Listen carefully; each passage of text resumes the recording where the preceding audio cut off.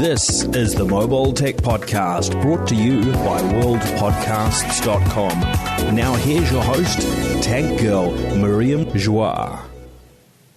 Hi, and welcome to the Mobile Tech Podcast. I'm your host, Miriam Joie, and today is Tuesday, August 15th, 2017, and I'm joined by the delightful Cherlynn Low of Engadget. Hi, Cherlynn, how are you? Hello, I'm good. How are you, Miriam? I'm good. It's really great to have you on the show. I've been wanting, to have you on the show for a long time, actually. And, our schedules are kind of insane. So I'm really glad you were able to make it happen today. Yeah. Especially, since you're like such a strong voice for mobile phone and a woman in tech. Yes. I know. I like to leverage the woman in tech thing a lot. Well, it's important, right? We need to have a voice as ladies. And I think that, I was very privileged to be at Engadget, having a pretty strong voice for a number of years, and now you're in that place. And I love reading your stories. So, thank you. Speaking of which, you published a story today about Qualcomm and their new camera stuff, and I actually got briefed by Qualcomm last week about this stuff too, and I'm super stoked about what they're doing. Do you want to tell us about it? Yeah, so I guess to kind of break it down for you, right? Qualcomm had a couple of announcements or major announcements today. One is that they are re-architecting their Spectra ISP, the image signal providers, and they're adding 3 new modules to their Spectra kind of camera module program. And of the 3, we kind of all of us in tech zoomed in on this one called the Premium Computer Vision. Pardon the pun. Yeah. I don't know if I did that deliberately, but I like to think I was smart enough. So we all kind of focused on the Premium Computer Vision kit, which basically does what Qualcomm calls active depth sensing. And it basically uses what looks like 3 cameras, but really is an IR illuminator, an IR camera, and a regular RGB camera to tell how far away things are from you, or how deep, I guess, they are. And to kind of briefly explain how this works, the IR illuminator shoots out a light pattern of dots using a filter, and then the IR camera itself will read the pattern and kind of calculate how it warps over certain subjects and, count the distance between the dots, and therefore figure out mathematically how far away they are from the camera itself, which Indeed. is pretty smart. And Qualcomm explained to me how existing double or dual cameras work to do depth sensing for bokeh. It's a little more like a guesswork kind of a thing. It's not as accurate. No. Yeah, it definitely doesn't have the precise calculations that the infrared setup does. So, I myself was super stoked, first of all, because the demo, I'm sure you saw the video. And the video is impressive. Yeah, if you go ahead. Go on. You should go ahead. Okay, I'll go. The video is online. I'm sure you can find it on any number of publications. But I will link it. I will link your story to the notes of the podcast. So there you go. You can look it up in the notes of the podcast. And basically, for those who are just listening to the podcast, basically in the video, you have someone holding up the camera that is embedded on what looks like a tablet or a phone, and someone's playing the piano below the camera. But without moving the camera at all, the display is able to show the profile of the hands playing the piano. So you're not even restricted to just one plane of view. You can tweak the perspective and see accurately what those hands look like from another point of view, which I thought was, to me, the mind-blowing part of it. I don't know about you. It's really amazing, yeah. I just want to preface that a bunch of this technology has been around for a while. It's just that the amount of processing power that Qualcomm is able to to put into their ISP now allows this to become a viable thing on the mobile devices with the power, the battery requirements of a mobile device. We don't want to waste a battery life running this thing, right? For but sure. Most people are familiar with this technology because Kinect is basically what does that. Like Kinect, it projects a grid. It's not patterns, it's not dots, but it's the same idea. And then you can measure distance very accurately from, the size of the grid from a distance and how it projects on objects. But imagine this in your phone with super fast processing power provided by the ISP. That's what Qualcomm demoed, and it's actually way more accurate than Kinect was because it's much newer. And the other advantages they didn't really talk about in their kind of press stuff, but that are related to it is that you can now have instant, super accurate, pretty much perfect autofocus, right? Because you know how far an object is. So if you tap on the screen on that person, the infrared system knows exactly how far that face is. Yeah, they definitely didn't really go into detail about that. But and then you can focus there and then have a perfectly in focus photo. In fact, you can follow the subject as they move away or forward or backwards from the camera and keep focus, which is pretty amazing.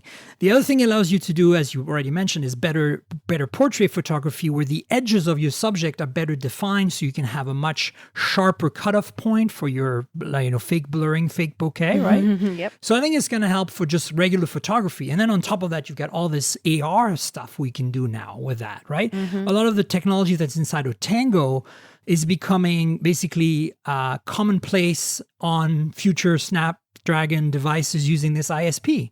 So it means that your average phone, well, maybe not average, but your flagship phone next year shouldn't have to be a quote unquote AR phone like the Zenfone AR or like the Lenovo Fab 2 Pro to be a Tango device. It could just be a Tango device simply because it has this infrared imaging system built in. Definitely. I mean, I haven't seen it in action. That's the thing is like a lot of this is still theoretical. I mean, in practical applications in the labs or whatever, but I need to see it in a phone. Like you said, it's going to come to like higher end flagship phones probably next year. And the fact that they can now squeeze this into a handset, like I asked them the difference between this and RealSense. And their understanding was that, RealSense and stuff like Kinect can't fit into the thermal body of a phone, which I feel like has to do with size and Power heat dissipation. Yeah, absolutely. And power consumption. Yeah. But yeah, no, that is super exciting. And I can't wait for next year's phones, honestly.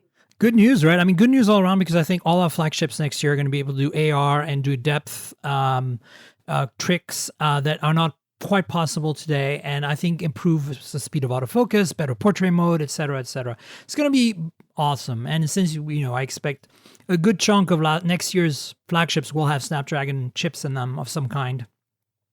Hopefully, we'll see that spread, right?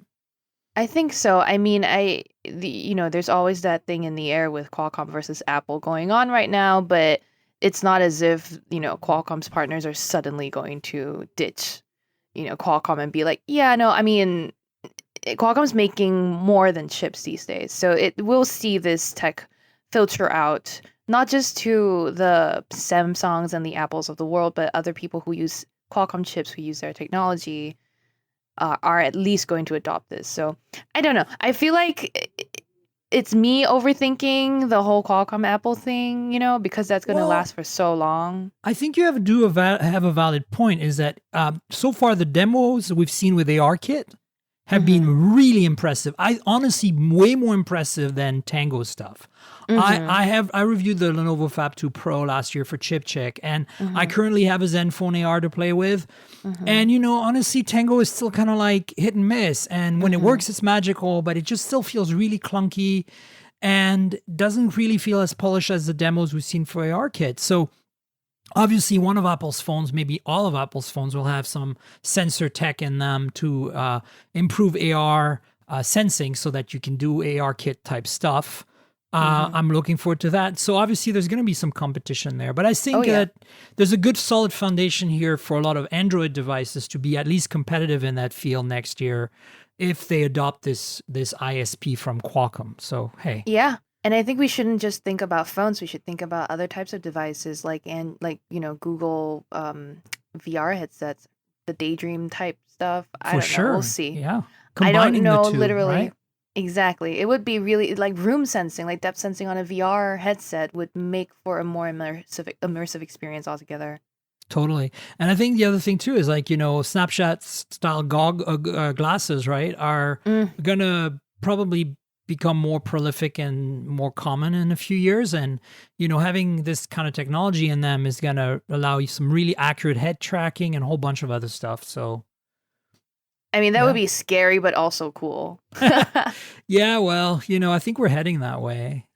Black Mirror, here we come. Yeah. Speaking of scary, but also wow, Uh, your LeEco's story you wrote a few weeks back yeah. with Richard Lai. I have to give credit where credit is due, everybody, right? Yeah.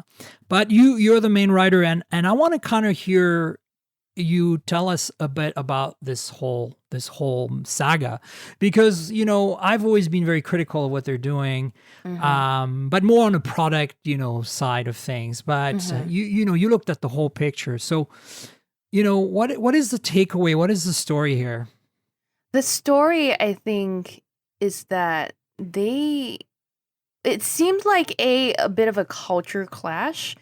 Um, and I think I'm starting from the middle of the story. Let me backtrack a little bit, right? For people who don't really know going into this what this is. LeEco is this Chinese tech startup about 10 years ago ish that kind of sped to the top of China's version of Nasdaq within like I said 10 years, and saw a lot of growth. It was a TV streaming service back then, but in recent years, since say about the past 6 years or so, it started looking at hardware. It started to aggressively develop a vast portfolio of hardware products, including TVs, smartphones. You've also got cars and bicycles. It's a lot of weird crap coming out of that company. But then last year, about in September or so, the details are a little bit beyond me at this point because there's so many dates. But they started to officially come to the US with this huge splashy event. But even before that, if you've been paying attention to Chinese news, you'll know their founder and CEO, Jia Yueting. He's a little bit of a suspicious character in that Yeah. he's got some kinds of political dealings that aren't very. I don't know for sure what went on. Some media says, yeah, it's all cool, all kosher, but some other, media outlets are like, this is completely shady. He was involved with some kind of corruption scandal. Let's just leave it at that.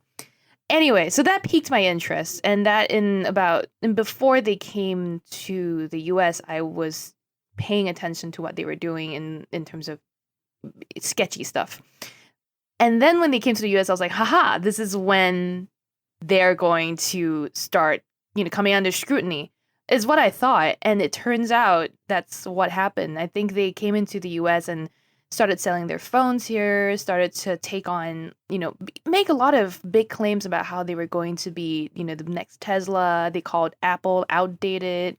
They said, they were being called the Netflix of China as well. So there's a lot of accolades sort of tied to that company, and so they drew a lot of attention. Right. But then late last year, news out of China surfaced that they weren't paying their vendors on time, or they weren't even paying their vendors. Then you got people suing them again for the same things like unpaid bills, but then they started letting employees go with more stories of not paying them, things like severances. And these are all reports. I don't know for certain any of these things.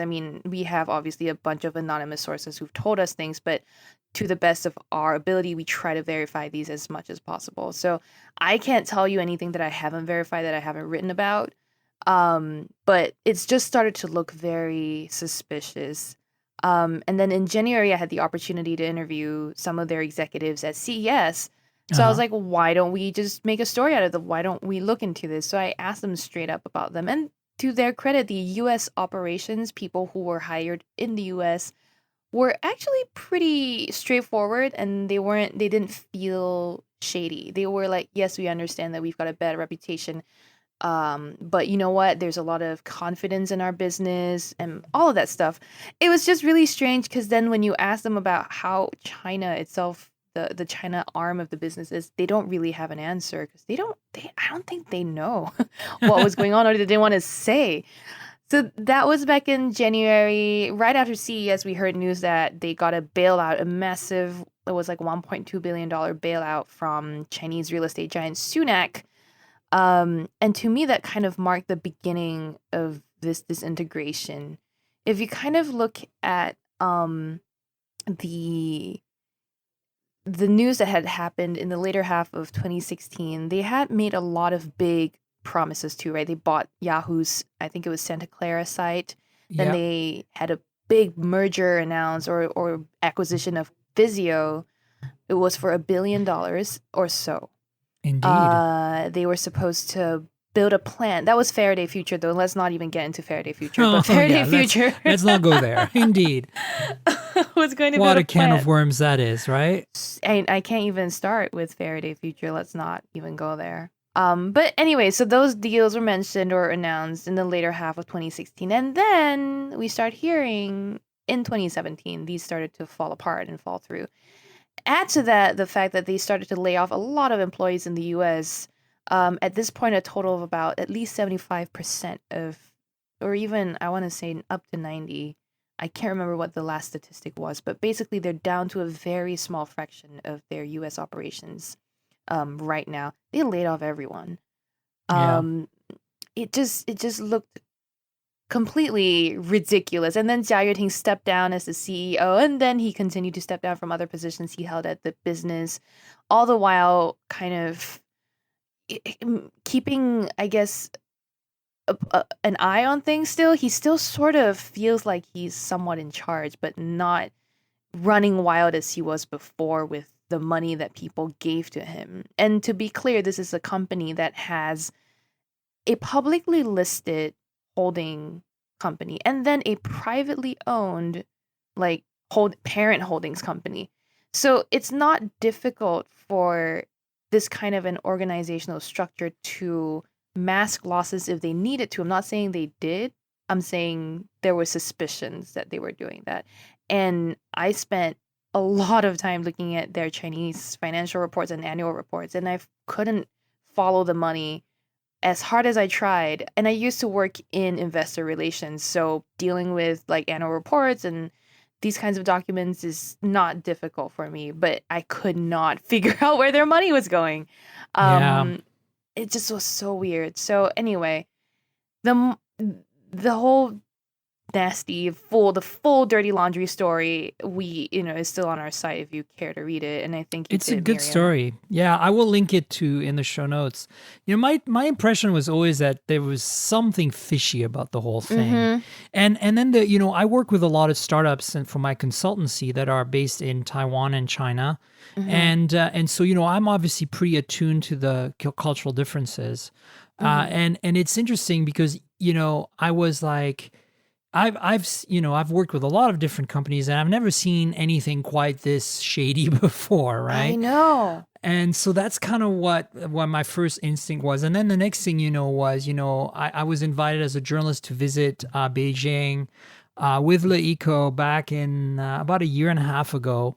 And when they were launching the Le Pro 2 and Le 2 phones, just before they did the Le Pro 3 and Le 3 that they launched in the US. And, kind of like wined us and dined us to show us, how they were going to enter the US market, basically. They didn't say that they were going to launch these specific phones, but something similar, which, as we know, turned out to be the 3 model.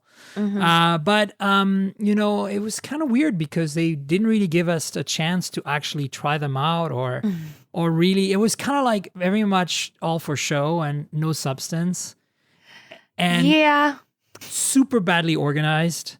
And I was like, wow. And these people clearly don't know what they're doing and they want to come to the US. Well, let's see how it goes and let's give them the benefit of the doubt. But the biggest thing that I found out, I know a few people who've worked for them or with them. And the takeaway I get from talking to them and in general from, talking to people like you who've investigated them and stuff is that they, a lot of it was lip service. They would hire these really high profile execs in the US, but these people really had no say, right? Mm-hmm. And that's actually pretty typical of a lot of foreign companies coming to the US. And it's unfortunate because, different markets have different needs. And if you're going to hire local people that, obviously know the market well, you probably should give them some credit and or some freedom to come up with a plan and a strategy on how to make your product successful in their own, turf, on their own turf, right? And Yeah. I never felt that's what it was. I felt like, to me, it was like, we're a massive Chinese company with a lot of success, and we want to show that we're relevant in the US, even though we don't really care about the US market because it's only going to bring us maybe like 1% of our income. You know what I'm saying?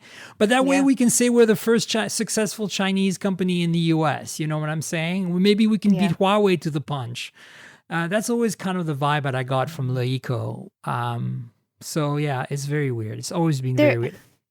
There are so many different pieces to the story. I mean, if we look within their US operations itself, I mean, some of the things you hear and some of the things you even read on Glassdoor, it feels very disjointed. There was still a divide between the way the Chinese HQ people would run the business in the US versus the way the people they hired in the US would run it. Like it just felt very different. Some of the Glassdoor reviews mentioned that there was a throne they would carry out just when Jia Yuting was visiting the office, and they would rent furniture to make it look like it was a real office. It was just so strange. It was ridiculous. It was all for their image. For and sure, to that point, if you read the so Vizio this year filed a suit against them, or two suits actually against them, and if you read their documents and what they say, it is hilarious.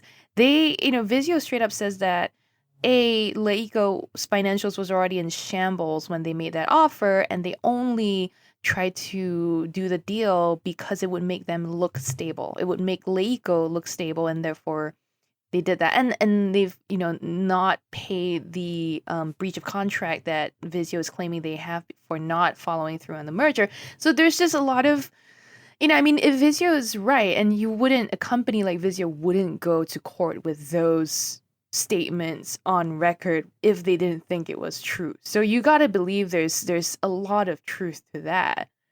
And Definitely, if a company like Vizio is saying that, I really don't think LeEco, has anything else they can do other than completely revamp or completely admit where they've been wrong and do something altogether different. So the question for you as a tech journalist, beyond your investigative journalism, which was pretty awesome, just looking at it from a product perspective, there's obviously pretty good deals to be had on LeEco products right now that are still being sold on their store here in the US.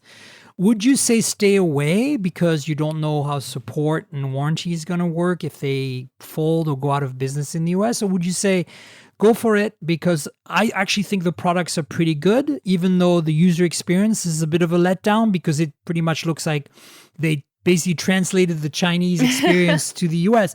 But on an Android phone like the LeEco Pro 3, Le Pro 3 is a pretty powerful phone for the money, and you can, or at least it was when it launched, and you can skin it to be, a bit more to your taste, I guess.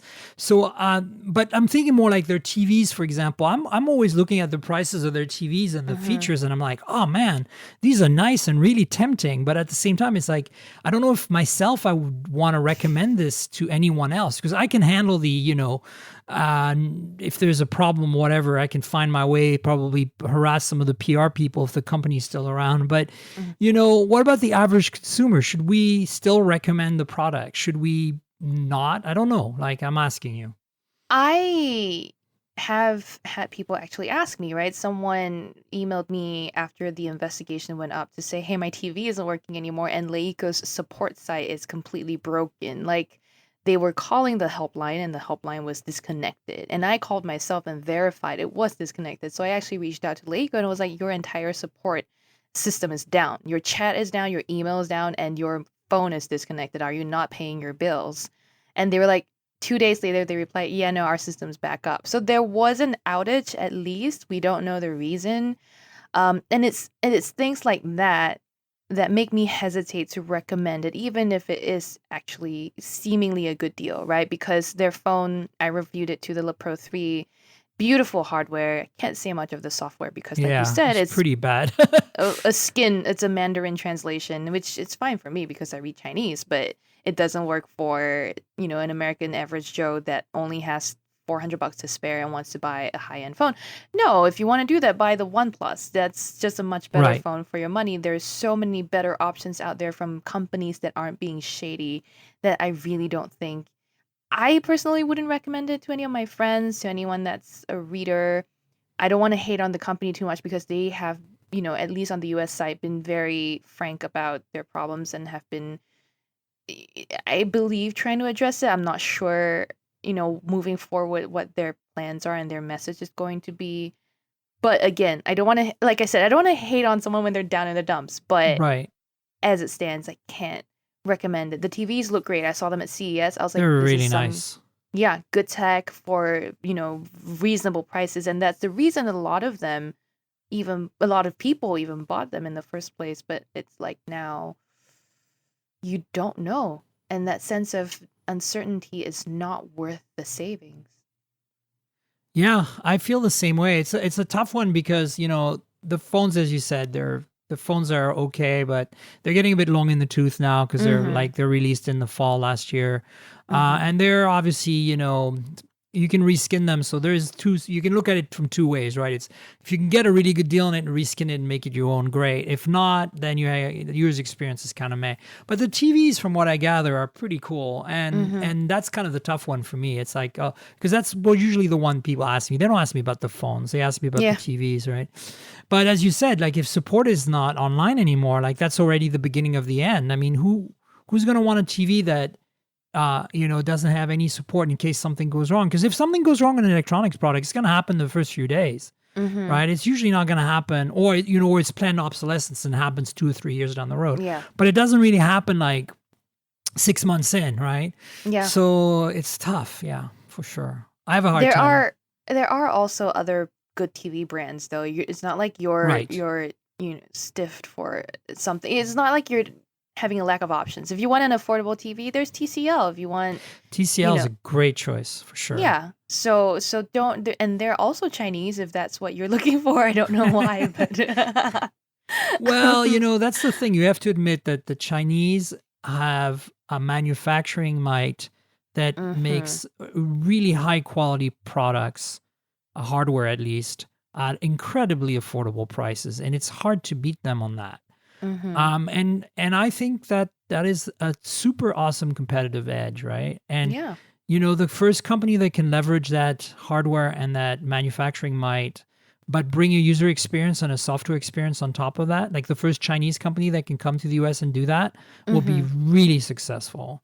But we haven't quite seen that yet. Huawei is starting to get there with their phones. I think their UI user experience is like improved radically over the last year and a half, 2 years.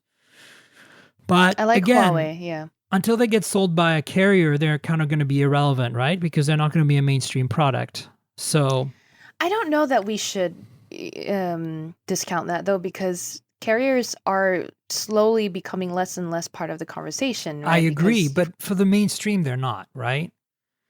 Oh yeah, you mean like people not like Yeah, me I mean, in people the still tech walk world. into a store and finance a phone instead of like rolling it to their plan subsidized. They still finance a phone with no interest, like $7 a month or whatever. Yep, that's what I do. And but they don't really go. A lot of them don't go to Best Buy to buy an unlocked phone to do that. Right. Yet. You're right.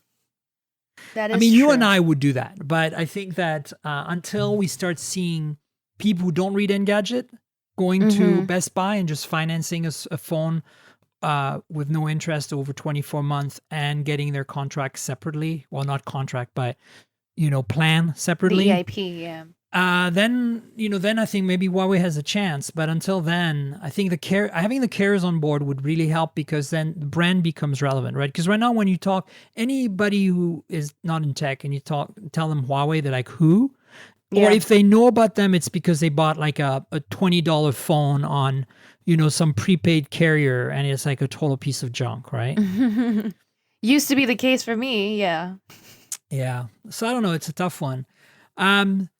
So moving on, I was there's a couple of news stories that I saw on Engadget, since it's really what I read the most. I mean, it's hard when you're an Engadget alumni not to read Engadget every day, guys. A lot of people ask me that. They're like, "Why do you always put links to Engadget?" I'm like, because they're my buddies. Like, hello, I work there. Like, of course I read Engadget.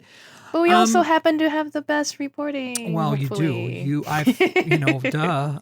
So obviously there's that. But I was excited to see a story about it's actually somebody on XDA forums did this. They took the Pixel camera app with all its HDR plus madness and kind of freed it from the Pixel and Pixel XL and made it available as a sideloadable APK for any Snapdragon 821 and 835 phone. And, I know I like my photography, so I was very excited about that. John Fingus wrote that story. John Fingus writes every story. I know, John. That was the case when I worked there, too. John would write 500 stories a day.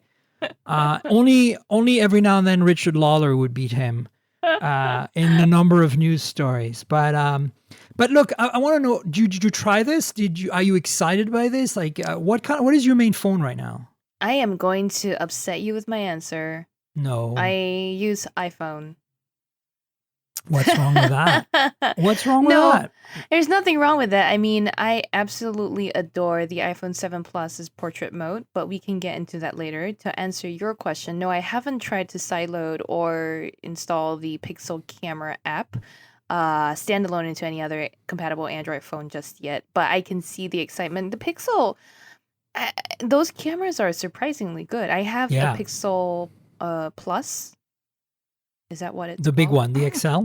The big one, yes. Thank you. The XL. Oh my gosh. Do I even work in tech? No. We'll just pretend that never happened. These are not the droids you're looking for. There. I just erased it. There you go. All your bays belong to me now, so... Pixel XL, and I've used it for some pictures. It's surprisingly good, and you've got to think that the software has a huge part to play. So hopefully, freeing that and bringing it to other phones that don't have as good. I don't know if it's just algorithms. Obviously, again, hardware and the actual sensors and components and lens have a lot to do with your image quality. But there's a lot that can be fixed with good software, and hopefully, this will help people that have subpar apps on their phones. Yeah, I think the big issue here is that, like the phones this targets all have pretty decent camera apps from their manufacturers, but none of them necessarily use the exact algorithm the HDR Plus uses. And obviously that can run on the ISP of the 821, the 835. So that's why they made this, XDA folks managed to hack that to work on other phones, because that means if you have a G6 or Galaxy S8, and you want to benefit from HDR Plus, you can run the Google camera basically and do that. It gives you an extra option, as it were, for like full auto mode that is probably better in some situations. I haven't tested it on too many phones yet. I've tried it on the brand new Zenfone AR, which is a Snapdragon 821, and the camera app crashes the moment I start it. So that's not good. But I'm hearing that it works on Galaxy S8 and G6. At least those are two pretty strong candidates. On OnePlus 5, apparently, as well, which is desperately in need of a better camera app, to be honest. Yeah. Very disappointing. I mean, you come from an iPhone 7 Plus, and the only other phone right now that we all know that has an optical zoom, like a permanent optical zoom telephoto lens like the iPhone 7 Plus, is the OnePlus 5. Oh, yeah. And honestly, the portrait mode on the OnePlus 5 doesn't hold a candle to what the iPhone can do. But not at all. But, rumors are that the Note 8 might have a telephoto lens. And if it does, I wouldn't be surprised if Samsung might be the first one to give Apple a run for its money on portrait mode. I'd love to see that. I'd love to see a decent competitor. I mean, so I have been a big fan of portrait mode ever since the idea was conceptualized and brought to some phones. Right? I think one of the first phones to do it was the ZTE Axon 7 or something like that. Yeah, correct. It was and the P9 from Huawei last year did it as well. Yeah. So these, I mean, the early iterations were not great, but they were exciting. No. And then now we've got the 7 Plus, which have you seen those pictures? Yes. And they are really remarkable. Amazing. I don't even know how it's done because it's just so much better. I have played with the same setup or similar setup on so many different Android phones, and they've just gone nowhere near in achieving that kind of quality. The kind of even at the high end, because the sorry. OnePlus 5 is high end and the Moto Z2 Force is high end, and their portrait mode doesn't hold a candle to what you can do on an iPhone. So, Yeah, I know. I mean, it's I don't know. I mean, that's the reason so right now I use an iPhone 6s. And that's my main driver. But I mean, I've played with the other iPhones. My next phone, I am struggling to stay with Apple because I not prefer, I don't want to take sides, but I would love to be an Android person, right? It's just so much more open and ecosystem. But I might just have to do whatever Apple comes up with next that just has portrait mode on the smaller phone. Whatever the next phone is, I need that in my life because I've, in lieu of that, have been using the Huawei P10. Ah, exactly. That's a pretty good, but not quite as good as the iPhone for portrait. Exactly. Here's the thing. You know me. I'm the selfie queen. You are. And oh my God, are they ever epic? You guys should follow Cherlynn on Twitter, and I'll let you pimp your Twitter account later at the end. But really, you have the most delightful portraits on a regular basis. It's true. Oh, thank you. That's very sweet. So here's a little trick. The Huawei P10's front camera does that portrait mode without having so you get that bokeh, you get that soft. It's not accurate, some of your hair will get lost in the blur, but it gets this pretty effect that you will still love. And my friends have loved the P10's rear camera when I shoot group photos with it. They're like, "Oh my God, your phone takes the best pictures." And I was like, "Yes, thank you very much." Everyone hates on Huawei, but the Leica team up this time around has actually worked. I agree. And I'm surprised and just happily surprised because I've been very skeptical about Huawei for a long time, but now because again I grew up in Singapore and we were like, oh, Huawei is a cheap phone sold by our carriers that don't want to make money or whatever. It's something like that. And now they've really made a name for themselves, and I'm impressed.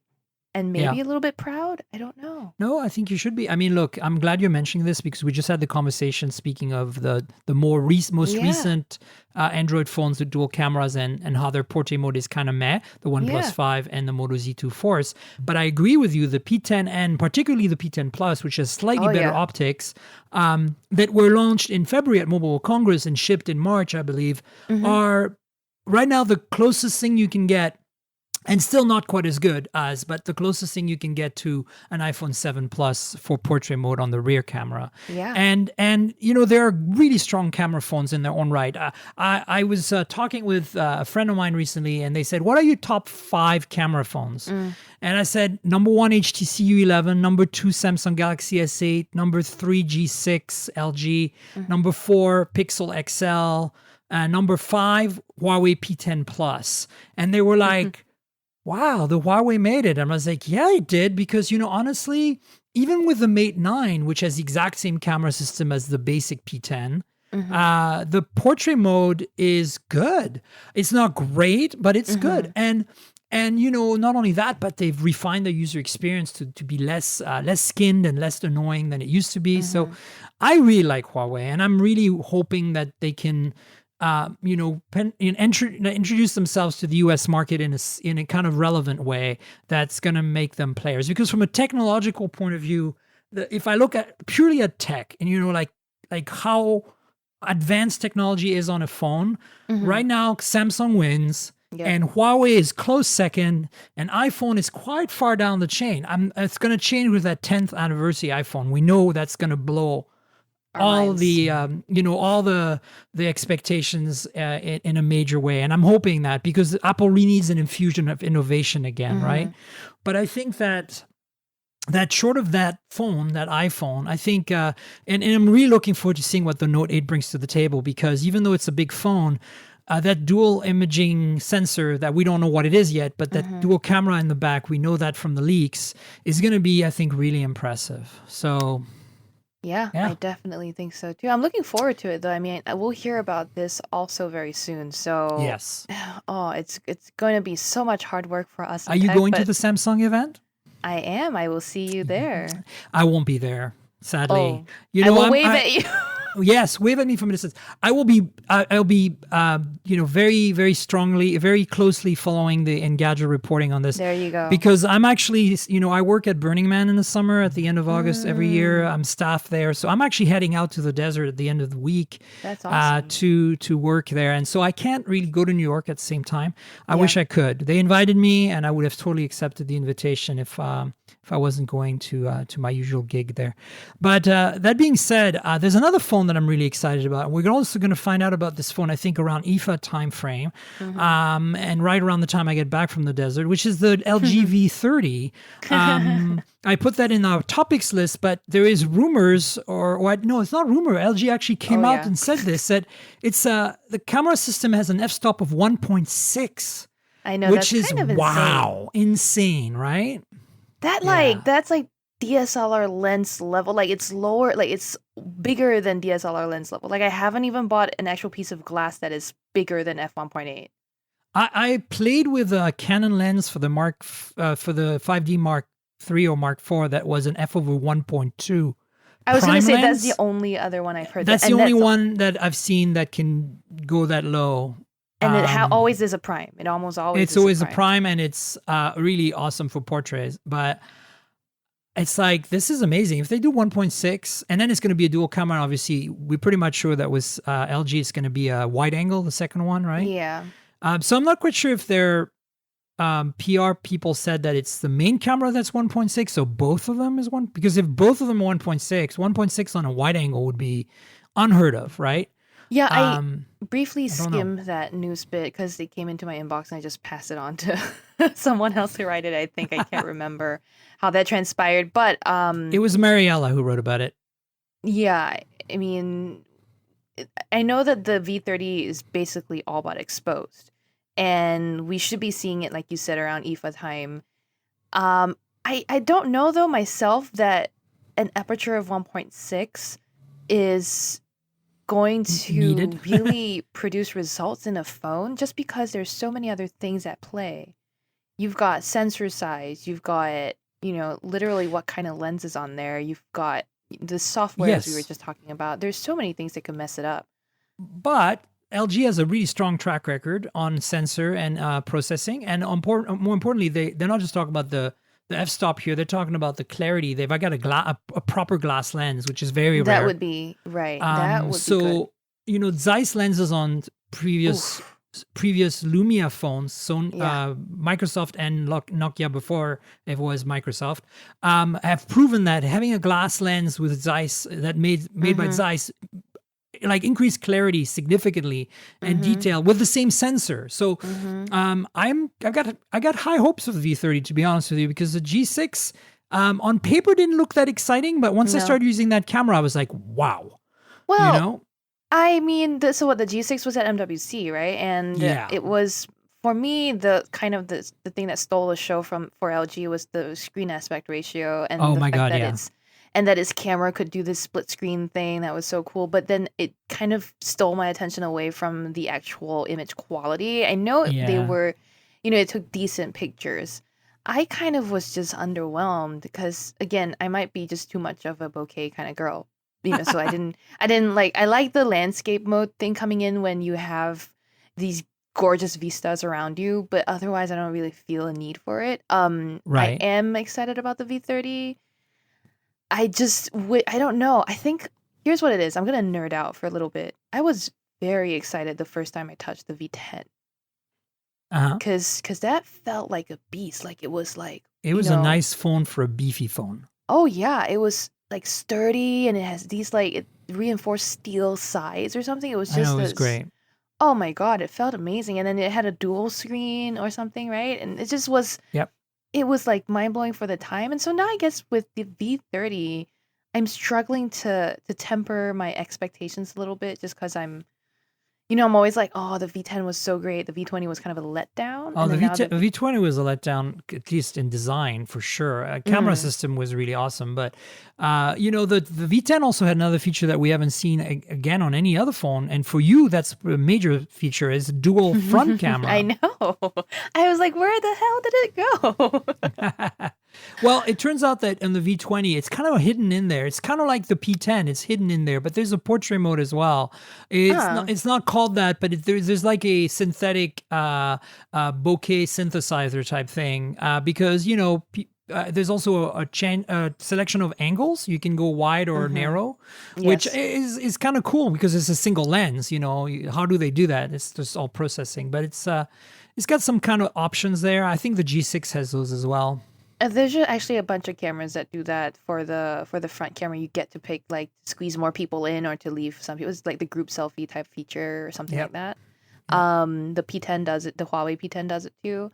But again, you're definitely more a camera nerd than I am in terms of for phones. It's kind of true. Yeah, it's like every phone you've been like, oh, the camera's great. I'm like, yeah, but that doesn't make up for a shitty phone because it's great. It's one of the most important features in a phone today. But then you have battery life to contend with. You have design and you have display and there's just so many things that go into what makes a phone good.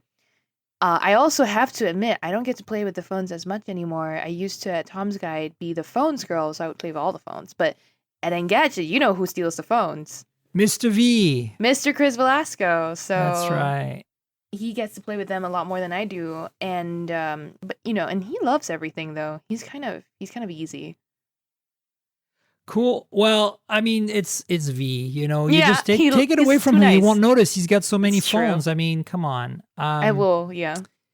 So I just want to looking at the time here real quick. I wanted to maybe touch on a few more things, and it's kind of more personal. I mean, you obviously are an iPhone user, but you've played with some of these phones. Which are the phones? Okay, we've talked about the P10 and a little bit about the G6. Have you had any hands-on time, significant time with the Galaxy S8? And if you did, what do you think of it? Oh my gosh, the S8. That thing is beautiful. Like, isn't it? Yeah. I even like when V in his review for us wrote that it was like a river stone, I was like, that is so accurate. That is the best way to describe it. It was polished and it just feels different. I personally do not like the new aspect ratio because even though they're like, oh yeah, no, but that's what the content is these days. That's the format everyone uses. It doesn't make sense to me. It just looks a little weird, but I think it takes me getting used to it. I will say the Galaxy S8's camera, continues to be good. The Galaxy S7 had one of the best cameras I ever saw for that generation. And it, it's still good. And I think that, like you said, for the Note 8 with a dual camera system, it's going to be super promising and exciting. I'm hoping. I mean, it's like, how can they mess that up? Like, hopefully they don't, right? They don't. I think Samsung has learned a hard lesson that you have to QC everything. You have to do such good quality control before you release anything now in the future that I think fingers crossed. Yes. Fingers crossed it will do a good job. But I will say I am disappointed with how Bixby was rolled out. What a disaster. Oh, I know. Right? Oh, man. Why? Why launch a phone with one of its main features? Anyway, I've complained about this since February. I can go on. Yeah, I honestly don't even see the point of Bixby. I get that you can access like shortcuts into the phone's operation, which is cool. But I think we're gonna get that from Google eventually anyway. And I mean, Assistant is such a better experience, and especially if you heavily invested in the Google ecosystem, it just.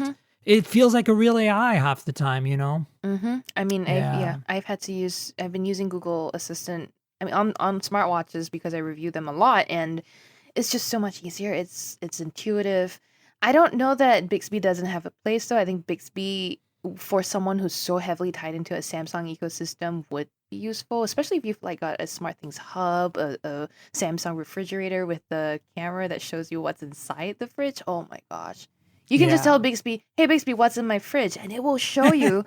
And you can just add things to your shopping list. Like that, there is a beauty. There's something to be said there, yeah. Yeah, in having all your things be part of one brand. I mean, there's... Apple Apple shows that how good the integration can be when everything is vertical, right? And to some extent, Amazon as well. Yeah. I wanted to, you just mentioned smartwatches. I used to work at Pebble, obviously, back in the heyday before I love Pebble. before the shit hit the fan, as they say. But I just want to know, like, what's your take on the current state of smartwatches? I'll tell you my story. After I left Pebble, I really quickly saw that Android Wear was going to be my thing, simply because I'm a heavy Android user, and I hate the fact that the Apple Watch is square and doesn't display the time all the time. To me, that's critical for a watch. I need to be able to glance at it when it's not on my wrist, sitting on my desk from a distance and look at the time. I can't have it like off like that all the time. So that's why I've never been a big Apple Watch fan. But so I started with the Moto 360, which came out right around the time I left Pebble, and then I went to a LG Watch Urbane, which was an OLED display, which was full round, which was nice. And then I went from that to the Huawei Watch, the first edition, the one with a massive screen. Now, it's really too big for most people, but for my large wrists, it worked out pretty well. In fact, I wore that watch for about a year and a half until I switched to the Huawei Watch 2, which I really hate comparatively, to be honest. Well, I don't know. I'll tell you why. I hate it because it's a sports watch primarily. It looks like a sports watch. So I put a leather band on it, and it's a little bit classier looking, but it's still bulkier than the original Watch 1 with a smaller screen than the Watch 1. The only thing it brings to the table is NFC for payment, GPS, and in some versions, and LTE. And honestly, none of these things matters. And I find the user experience on Android Wear 2 so sluggish on that particular watch. It takes me longer to start Android Pay on the watch to pay at a terminal than for me to pull my phone out of my pocket, put my finger on the fingerprint reader and tap the phone. You know what I'm saying? So basically Android Wear for payment has basically been a disappointment for me because it's so sluggish, at least on the only watch I tried on. You've tried the LG watch, right? The one with payment? Have you? No. So I reviewed the watch style, which had basically nothing. Oh, the small one. Yeah. And V tried the watch sport, which had everything. See, I don't want a sporty watch. I want a sexy little watch. Like I do like the Pebble Time Round, but I want it to be Android Wear with an OLED display that's always on. And nobody's doing that. Even like the fancy brands are not doing that. Like tell me of a small, thin watch that has an OLED display, runs Android Wear. They don't know how to do that yet. No one knows how to squeeze all the components. They need to. It's ridiculous. They do. They do need to. They do need to make it as sexy as the Pebble Time Round, which is a beautiful piece of hardware, by the way. I love that thing so much. I can't even stand it. But yeah, the fashion brands, like you said, can't figure that out because that's really not their expertise. They don't know what to do to make technology smaller unless they start hiring people in-house. And you haven't seen any fashion brands do that. You've seen a lot of tech brands higher fashion. Yes. I like that article, by the way, which I will link to that you wrote. That's like where you talk about that. You're like, one of the things that watch brands are good at is making watches. So the style aspects are taken care of. Oops, I have a timer going off. I'm sorry, guys. Time's up. Bye. No, that was for my parking earlier, but I moved the car already. That's one of the dangers of living in the city of San Francisco. But anyway, what I was going to say was, I think that article is interesting because you're right. Like, it seems right now the excitement is on that in that camp, but they don't have the technological know-how to really make the watches we want, right? And that's why the tech brands that remain in the space need to keep doing what they're doing, or we're never going to see smaller watches. So to your point, the Huawei Watch 2, it feels bigger, I think, because of that ceramic bezel that they added to the face for beauty's sake. But it adds weight as well, in my opinion. So I don't know. I'm with you. I'm not a big fan of that sporty look, but it's not the worst thing. Right. Yeah. It's not. You mentioned the Watch Urbane, and that thing was a chunky monstrosity. Yeah, it was pretty chunky. It was in gaudy almost because it was supposed to be pretty, but it was really like bejeweled in a really weird way. the bejeweled version. I had the basic version, which was okay still, but right. I had the silver one that was with a black leather band, and it was all right. But... Okay, that was all. Yeah, see, when I get that bejeweled version, that was not. Oh my god, that was ridiculous. I know. But if you were to, not right. If we're talking about smartwatches in general, I mean, I don't have an Apple Watch. I really should because I use an iPhone, but I don't. And And I What's guess your that's to my favorite credit. one right now? Like of all the ones that exist out there, which one would you buy? Is And there this one has you to be a would buy? smartwatch, not a Yeah. hybrid. Oh, hybrid. Yeah. Well, of course there's that. But yeah, I'm thinking purely something. For me, the notifications are the big part of my experience. Yep. So it's hard to do notification on the hybrids properly. Yeah, I mean, a good in between would be one of the fitness tracker brands that went into smartwatches, right? Hint, hint. We all expect Fitbit to come up with one very soon, but Yeah, I'm not holding my breath, to be honest with you. I don't think it's. I mean, if you've seen the leaked renders, they do not Yeah, look it's very good. They look ugly. like No. they look like a repurposed Blaze, which just no go and die in a fire. But the so I personally use a Martian for now, Uh-huh. and is one of those hybrid ones, so it doesn't do a lot.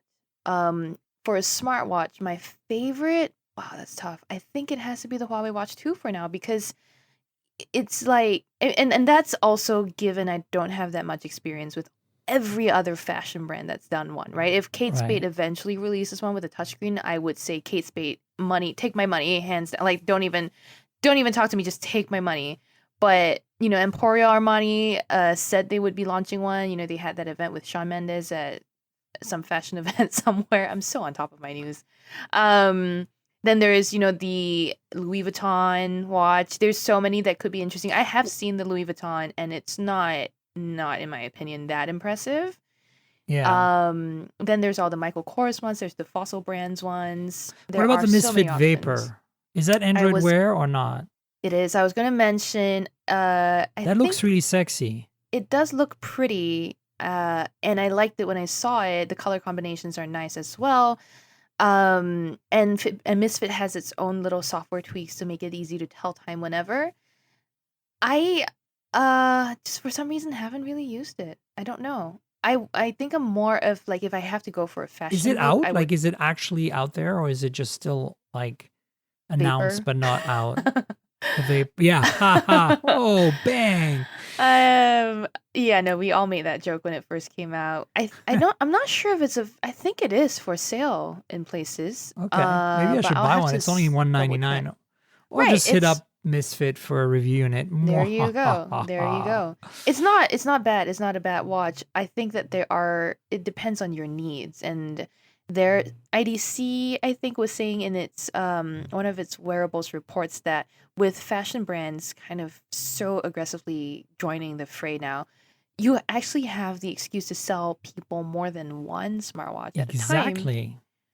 And that's good news for the industry, but not good news for us. However, it does mean that like hopefully Android Wear will get its act together to a point where it's one software across all the devices, right? And then if I put on one, another will know that somewhere else it's being used and be able to keep track of what I'm using and where I'm going and all of that stuff. That would be ideal. Yeah. I might be asking for too much, but if that's the case, then I would pick like any number of smartwatches to be my favorite, and I would adopt Android Wear wholeheartedly, and that is what will get me to move to an Android phone Cool. because Android Wear compared to iOS is trash. Yeah, no, it's not. It's just symbolic more than anything, right? Really? Yeah. Yeah. Cool. Well, I mean, I think, smartwatches, I mean, I'm still pretty bullish. I think that smartwatches are, a niche for sure. I think they were always meant to be one. I never had any illusions when I was at Pebble that we wouldn't become huge. Like and I think anybody who did was just not in tune with the industry. But at the same time, accessorizing and fashion is a very personal thing. And so choice becomes more critical to me than technology almost. And so as long as the technology is reliable and solid, does what you want it to do. And the one part we haven't broken of that is small and, sexy, right? Like that's one thing we haven't been able to crack yet. Once we can get that going, I think watches are going to continue, there's going to be an equal distribution out there between, non-smart and smart and maybe some hybrids in the middle, and I think that's going to be perfectly fine. Yeah, I think that's the way it's going to be. Yeah, for sure. Before we wrap it up, I just wanted to get your feel on a few more phones, just because it's a phone show. Well, it's a mobile tech show, but I'm kind of curious. Like, have you played with the U11, for example? And what do you thought on that? I have not played with the U11 a lot, again, like I said, that's kind of V's firmly V, gripping it in yeah. his hands. He has. I've looked at it while it's in his hands. It looks very shiny. It is very shiny. It's a very interesting design. I'll say You that. should tell Chris that now you've that I've said it in public that he needs to lend you some more phones to play Oh, with. I'll just go grab them. So it's now, fine. yeah, just take them from the storage room or whatever. Yeah. The other one I'm wondering if you played with is the Key One. Oh yeah, I was just going BlackBerry. to mention it. I've kept wanting to mention it. I have one to play with or to review, but we've already done our review. What do you The think? keyboard seems cramped, but It I is. think that's because it's smaller than other Blackberries, right? Because A little it bit, had yeah. to be modern. But that said, I mean, I like that you have assigned shortcuts to individual keys, so you can press U for Uber. That's really nifty. Yep. I like that it doubles as a touchpad because that screen is really kind of far away when you have that keyboard at the bottom. Uh-huh. I like the fingerprint sensor in the space bar. That's a really brilliant little it's piece, isn't it? it's very, very smart. I think that they thought about how to do this, but then the heyday of typing on a physical keyboard is just over, I agree. which is very unfortunate. Everyone's It's a just niche very, product, basically, because the people who have one love it, right? yeah. Yeah. It's like a smartwatch, right? People who love it will buy it in droves, but people who don't need a physical keyboard will not. And therefore, that's where its limit is, and that is where it will never kind of just burst into, and take over Samsung at any point. That's not. But I don't think that they have any illusions about what they're going to be either. BlackBerry seems, at least TCL, seems very aware this is more targeted for a business-minded professional that wants to fire off emails on a comfortable keyboard that they've grown to love after being on Blackberries forever. Indeed. And that security software, it's definitely appealing for people who are already used to it and newcomers alike. Yeah. And I mean, it's I don't know, it's a very unique phone. And I think it you pull that out, people will go like, what is that? Or immediately go, oh, Key BlackBerry, One, cool. right. Right. So it's like, that appeals to some people, I think, that having the option of having a phone that is recognizable or having a phone that's like, oh, surprise, it's not a slab of glass and Right. metal that nobody, recognizes, basically. Yeah. We could all use a little more unique these days. Yeah, and I think that's true. And I think in a way, that's why I think the Galaxy S8 is kind of changing the face of the phone by making it look different. Yeah. Of course, now they're all going to be like that, so we're going to get used to it.